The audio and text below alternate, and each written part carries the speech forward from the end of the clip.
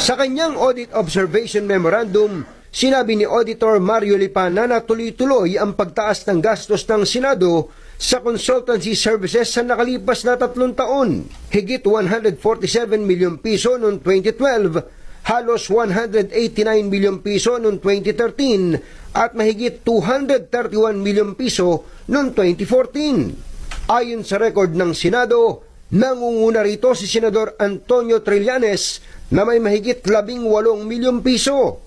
Batay sa dokumentong nakuha ng ABS-CBN, mula July hanggang December 2014, nasa 55 ang consultant si Trillanes at kabilang dito ang kanyang kapatid na sumusweldo ng 71,000 kada buwan.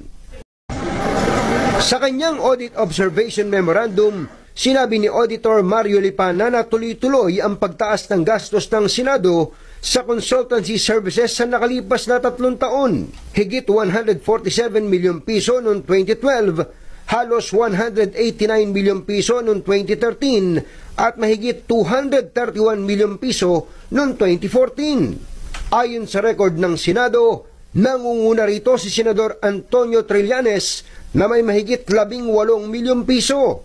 Batay sa dokumentong nakuha ng ABS-CBN, mula July hanggang December 2014, nasa 55 ang consultant si Trillanes at kabilang dito ang kanyang kapatid na sumusweldo ng 71,000 kada buwan.